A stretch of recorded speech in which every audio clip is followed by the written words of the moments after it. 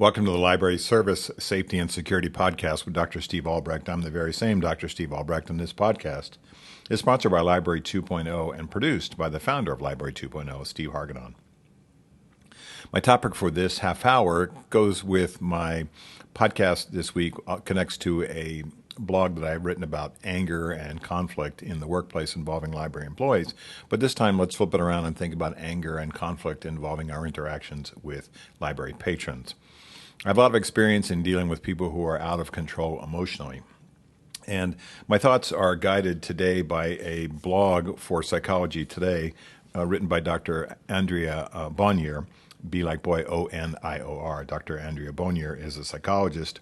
She is posting on psychologytoday.com the June 30th, 2021 edition. The phrase for her title is 5 More Helpful Things to Say Other Than Calm Down. And I think she's got a lot to say about this.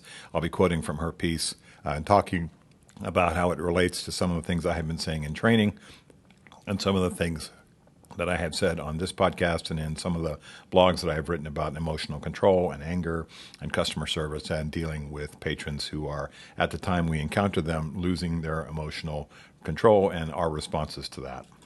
If you've listened to my podcast and seen my webinars and attended some of my trainings, you know I talk a lot about the value and validity, I believe, of the work done by Dr. George Thompson. Thompson was the author of the book Verbal Judo, and his concept of verbal judo has been something I've been talking and teaching and discussing as a useful set of tools for a long time. Thompson has said in his book, Verbal Judo book, that when we say to somebody, calm down, we're actually saying to them, you don't have the right to be angry in front of me. What we're saying to them is you don't have the right to be upset in front of me, and your emotions are not appropriate for this situation. Well, how we say that through the phrase calm down oftentimes comes out as condescending, it comes out as dismissive, it comes out as talking down to the person. And it also comes down as saying, I don't recognize this person's emotional issues right now as being valid for them, even though they're not valid for me. So this goes back to some things that Dr. Bonior has said in her piece, which I'd like to read from now. She says, in all my years as a psychologist specializing in anxiety and as a relentless observer of human interaction, I can't think of a single time where the words calm down, especially shouted in a voice that itself is tense, had the desired effect. Whether it's during an argument with your partner, as a bystander to your child's tantrum, or in a stressed out moment with a critical colleague, or in our case, a library patron, calm down often has exactly the opposite effect. And what she says here is the problem is with the phrase is that it often puts people on the defensive, insinuating that their reactions are the problem. This is what George Thompson has said as well. And so oftentimes we say calm down because we don't know what else to say. Sometimes we go back to kind of a knee-jerk or a more primitive reaction to something. Maybe we've been told that that's a phrase that we need to hear as a child. We've heard it before from teachers or parents or in church or in our interactions with other adults as children, and it gets sort of cemented in as kind of the go-to phrase for some people. And what she's saying is that this concept of using the phrase calm down, it doesn't help people get back to what she calls emotional equilibrium, and it's not likely to help them out by accusing them of having a, quote, inappropriate reaction. Moreover, she says it feels inherently invalidating to have someone tell you that your feelings are too big in proportion to what happened to you. Now, we all get it that people over-respond and overreact and emotionally overreact in situations which are not that big of a deal. But oftentimes we sort of forget the fact that this may be the kind of the camel and the straw that broke the camel's back kind of an influence. Something that is the final straw for them is something that happens at the library that started when they got up this morning, that started when they drove to the library or walked to the library or whatever, and some situation happens there where it just pushes their frustration buttons. So Dr. Bonior says another problem with the command is that it gives no roadmap for putting anything into action. When someone is angry, anxious, or otherwise upset, to the extent that someone feels they should tell them to calm down, then by definition the person's alarm bells are ringing, and they can't just quickly turn them off because someone says so. And that's a great point. When you look at the response of anger and emotion in people, especially in service situations, it takes a few moments for them to get back to reality. It takes a few moments for them to actually calm down. And when we think about some of our situations with patrons, we expect them to sort of flip the switch and go from being out loud, irrational, bad language, inappropriate, emotional, rageful, threatening even, back to zero. And it doesn't work that way in most human beings where they can get that kind of control. And for some people who have not had a good experience in their life when it comes to controlling their anger, they think with the primitive brain, the little brain, what's called the amygdala hijack, their emotions take over. If they've been doing this for a long time, it may take several hours for them to come back down to what would be a reasonable pulse rate, a reasonable blood pressure for you and I. One of the other points Dr. Bonnier makes in her piece is that when we are loud and emotional in response by saying calm down to somebody, it just adds fuel to the fire of what she calls escalation, the fuel to the fire of escalation. When we're inappropriate and loud and dismissive of people, it just adds to the fire because we show that we're out of control.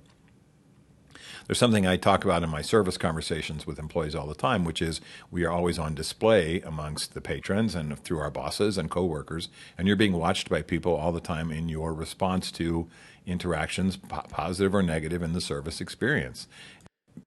Being value judged, appropriately or not from your perspective, you're being value judged as to what is appropriate response in the situation that you're in, where sometimes we think, well, who's watching this situation? Turns out it could be somebody who's new to the library and wants to see what you're all about. And it could be your boss who happens to be around the corner and watching from a distance. It could be a coworker.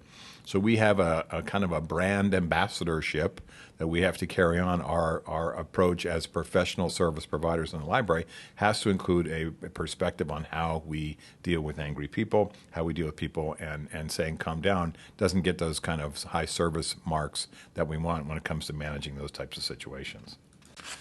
So she says the next time you are tempted to tell someone to calm down, pause and take these steps to slow down your own stress response and try out to find some of these other interventions as well. And so she has some phrases here, and I'm going to go through her list of phrases, the 5 things that she said in her piece, which I think are very useful.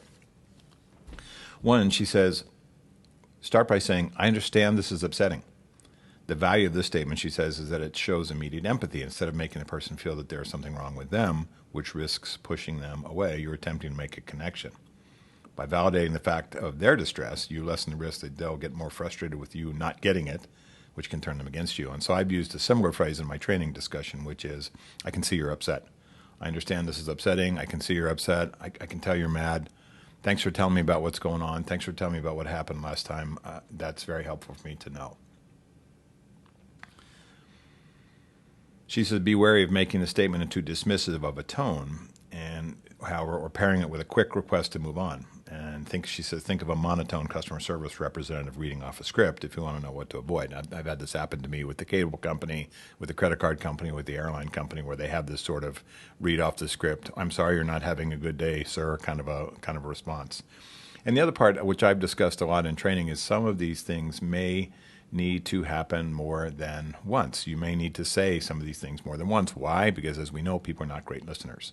When you think about the listening skills of someone who's really under stress, think of in your own family, your own situations where you've had to repeat yourself because people are so caught up in the emotions and the frustration of the situation, they don't hear you, and it just doesn't work for them. So I understand this is upsetting. I can see you're upset. Thanks for telling me about this. Let's figure out what we can do, all validating statements. Number 2 for her, it's hard for me to talk to you.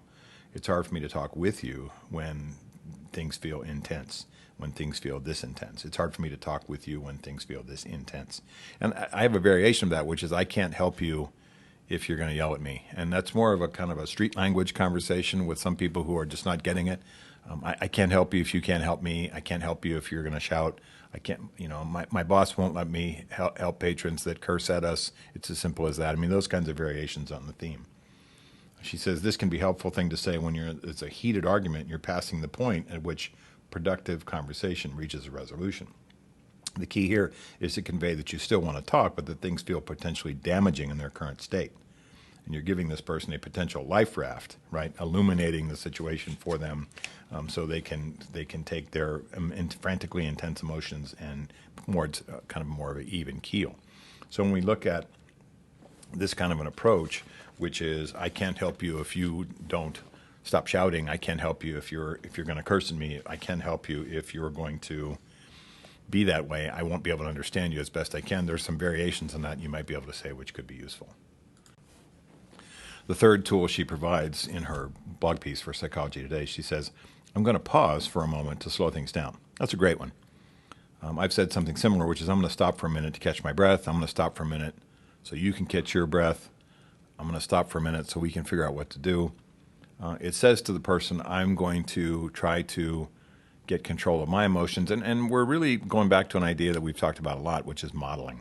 We want to model the kind of appropriate behavior with patrons that we want and expect from them, which is we don't shout if they shout.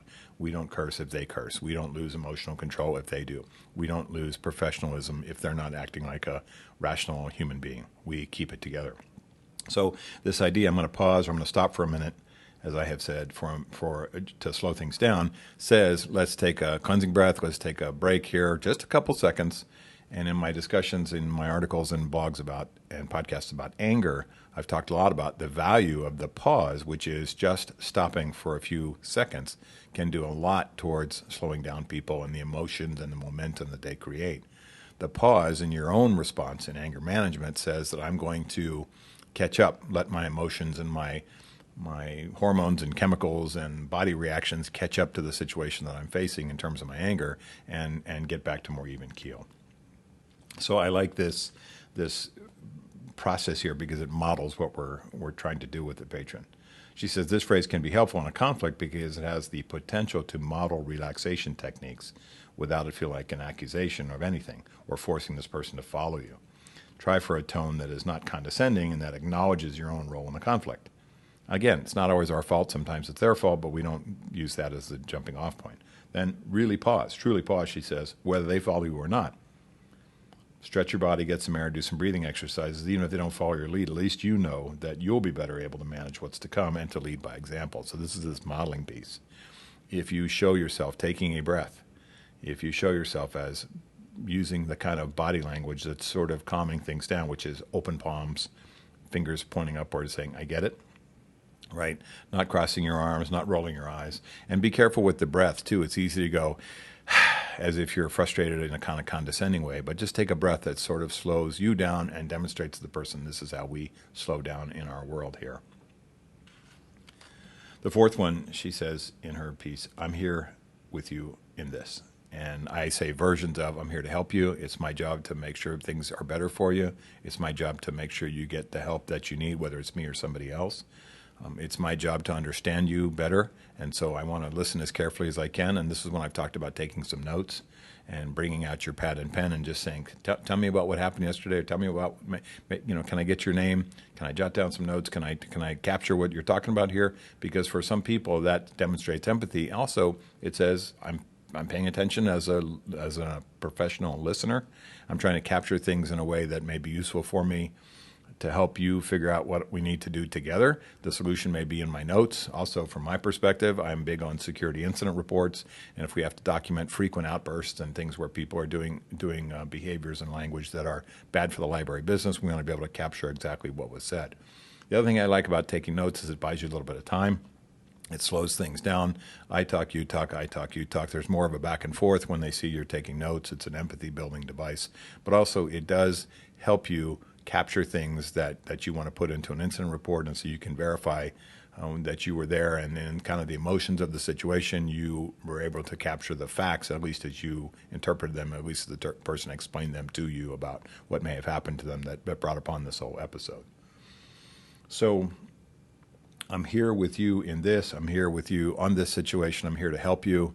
It's my job to get more information and make sure that we can provide a good solution for you if it's possible. Not everything is solvable, and sometimes people who are irrational due to mental illness or drug and alcohol use or some other anger things where they're just out of control will ask you for things that you can't do. I want this person fired. I want this to happen. I want this person kicked out of the library. I demand to speak to the mayor. I mean, stuff like that just may not be possible at that moment in time. So you have to have a realistic expectation, or help them have a realistic expectation. You have to be realistic in your expectations about what you can do, and you have to be realistic in helping them figure out what you could do as well. She says here for this one, for number 4, this is especially helpful in situations where people's, quote, big feelings, unquote, are getting the best of them. That's a great phrase. Whether a child having a tantrum or an adult losing their cool over something that just feels like it's too much to handle, for most human beings, it is profoundly comforting to know that you are not alone and that you have someone to bear witness to you being upset. And that's a great phrase, which is kind of going back to what we talked about. I hear you, right? And we think about the first phrase she says. I understand this is upsetting. I hear you. And these are variations of the theme, which I think are useful in these situations. How you talk to people. She says so often when someone is upset, we want to know the perfect thing to say, but equally important is how we listen and simply stay emotionally present for the person and with the person. And that goes back to just the complexities of human interaction, which is sometimes we say the wrong things, in which case we should apologize. I try to apologize when I've hurt somebody's feelings inadvertently and don't know it until they point it out. I try to apologize in situations where I may not have said the same, what this person wants to hear, and I've tried to repeat it back to them using paraphrasing so I can capture kind of the same themes that they're talking about. I apologize sometimes even when it's not our fault. I'm sorry that happened to you yesterday. That demonstrates empathy even though you weren't working at the time, and maybe it's nothing to do with what you or your colleagues or your boss did. It's the person's mistake, but sometimes they just don't own it. When we look at this idea of wanting to help people, again, I go back to the need sometimes for repetition. And sometimes when you think about talking to somebody, you say, well, have you tried this? Have you tried that? They just don't hear it. They're angry and their little brain is occupying their head. Their ears have shut off. Their mouth is open and they're not thinking and talking. They're just talking, and sometimes on a loud tone. So you may have to say things in a repeated way more than once just to get them to understand what you're talking about. And sometimes you have to ask more questions designed to get them to feed back to you that they've heard you. Do you get what I'm saying when I ask you about what happened yesterday? Can you tell me more about the situation? I'm looking specifically for what happened at 3 o'clock when you got here. Can you tell me about that? Where you're giving them more specific details, more specific questions, more specific open-ended questions to get a sense of the situation. Sometimes they're just mad in general, and they're just frustrated. We definitely work with people who use anger as a currency, as a commodity for them. They're angry in a way that you can tell by their body language as soon as you come to them, as soon as they walk in the facility. And it's not you, it's what they do at the bank and at the restaurant and on the telephone and face-to-face with people. It's just how their affect is. But there are also people that are quite nice and genial and kind, and they just get their buttons pushed, and they just get to that last straw with the camel's back kind of a perspective where they just explode. And, there's a long conversation that we could have in the world today, and I've had this discussion with my webinar host, Dr. Gina Simmons, about all the things that people are carrying around in the world with them today, whether it's COVID or death in their family or financial issues or marital problems or children problems or health or financial situations, legal issues, all the things that people carry around we don't often know. And sometimes they just come in and unload on people. And sometimes they feel quite bad about it. And sometimes they feel embarrassed about it. And it's not our job to psychoanalyze them. It's not our job to point these things out in a way that continues the embarrassment. It is our job to help them manage their emotional response to something by being as professional and service-oriented and as appropriate as possible. The last one for number 5 for her tips, Dr. Bonnier talks about how can I help us move through this? It's a great phrase. How can I help us move through this? Meaning we're working collectively, we're working collaboratively, even though they don't feel like it at the time perhaps, they feel like you're the enemy. We're working as cooperatively as we can with this person. She says very often the idea of saying calm down holds appeal because it gives us a sense of moving forward. Of course, this is likely a false sense because it's what we want most in that moment.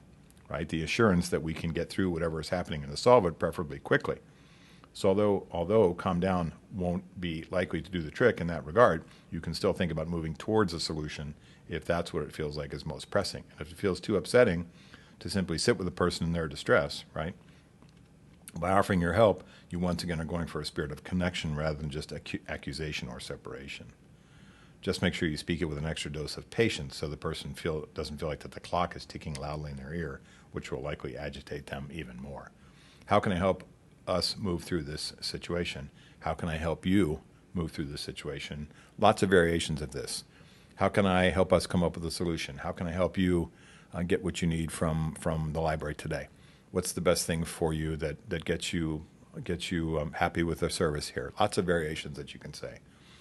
When you think about it, what you're trying to say is, let's get some closure. Let's start to get some help at the boundaries and the edges of this conversation, so the person doesn't have to continue their outburst, doesn't have to continue getting louder.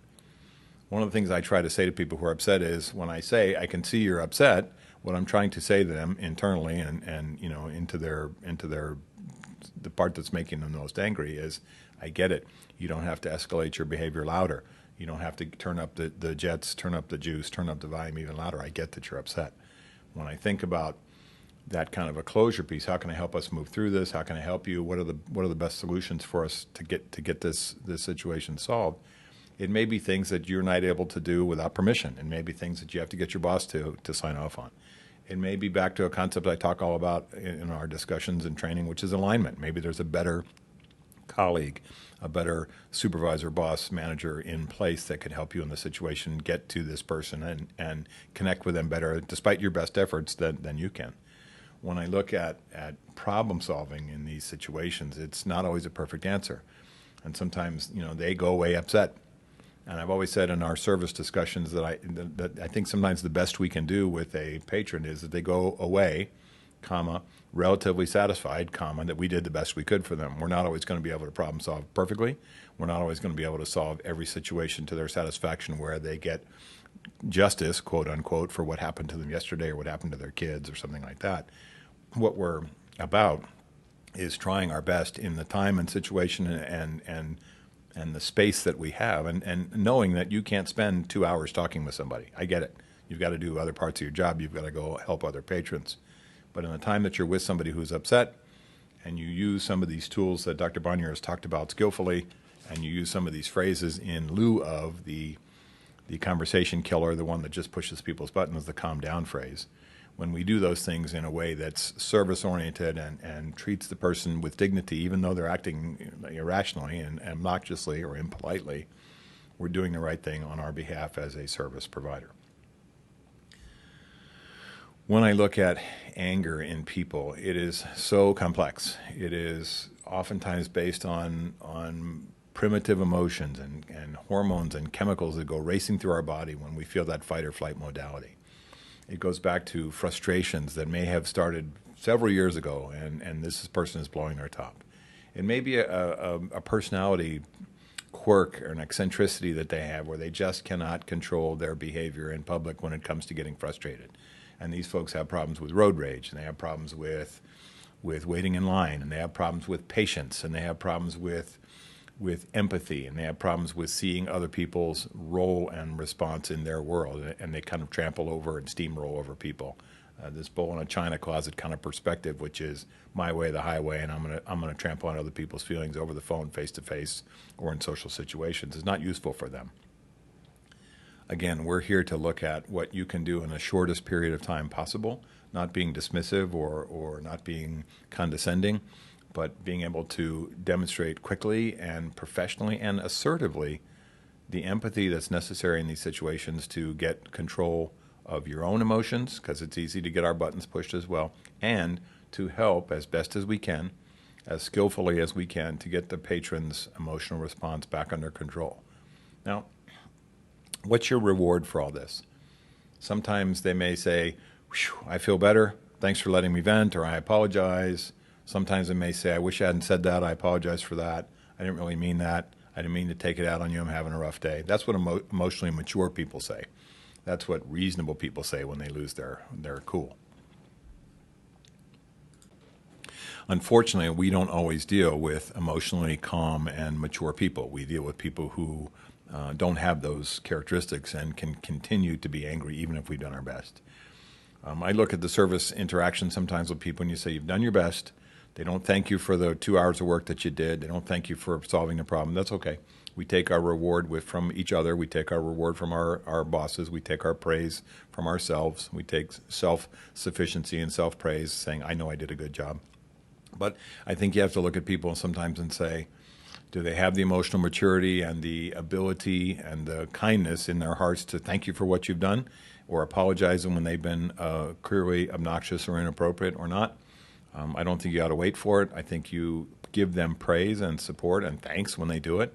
No problem. I knew that's not the real you. I knew you're just having a moment there. I know that you're probably having a rough day, and I get it. We all have that same thing. I appreciate you apologizing. I mean, go back to using praise to coach people up in those situations where we want them to know that we are assertive professionals. We're also empathic professionals. We're not going to be railroaded or steamrolled or threatened or verbally assaulted. And so when people do the right thing on our behalf and on the right thing in the library's behalf, meaning that they're appropriate inside the library professional environment, that we give them praise and we tell them thanks for what they have done.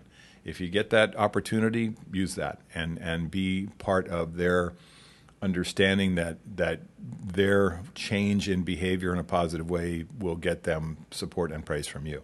And they're continuing to be emotionally out of control and emotionally irrational and rageful and hurtful and threatening is not going to be a response that you're going to match toe-to-toe, blow-to-blow. You're going to be as appropriate and professional as possible. So I always have the expectation that with some people, they will catch themselves at some point and apologize. And even if they don't, you may be able to see that they've physically reset their body language, and you can feel like they've done a kind of an internal breath that they've caught themselves, and they've actually come down a couple of notches. That's why I think the pause is so effective for both sides, especially for us. Someone says something angry or inappropriate or provocative, and it's designed to push your buttons. You don't respond immediately. You just take a 1 or 2 second pause. You go, oh. Okay, that's interesting. Why did you say that? Or some of the other tools that we've talked about, or Dr. Bonyer's talked about in terms of using for that situation. Instead of going back to that sort of primitive, oh yeah, kind of an approach that we all seem to feel sometimes when people push our buttons and our own anger comes up. So in a perfect world, you'd get a sense of shift or change or compliance in this person's behavior and attitude and interaction with you, in which case we give them praise. In an imperfect world, we do the best we can with them in the time and space that we are there, recognizing the fact that we may or may not have an impact on them at that time, but you may be the bright light, you may be the shining moment that captured a better response than what they were thinking they were going to get. Maybe they thought you were going to yell at them as well, or argue with them as well, or push their buttons even more, and you didn't do those things. You were professional and appropriate, and they leave the library situation feeling like that they were heard and feeling like that their issues and sagas and problems and concerns were listened to, and you did the best you could in terms of handling them. So thanks for listening. My thanks to the producer of the Library Service, Safety, and Security podcast, Steve Hargadon. For more information, visit the Library 2.0 website at library20.com.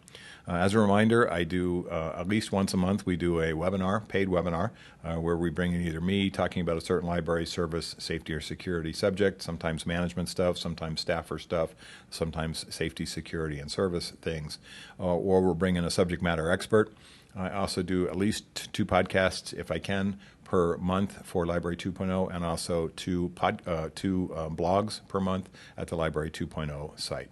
If there are topics you want me to cover in either the blog or the podcast, drop a note to Steve Hargadon at Library 2.0, and he will gladly get those over to me. So until next time, I'm Dr. Steve Albrecht. Thanks for listening to the Library Service, Safety, and Security podcast.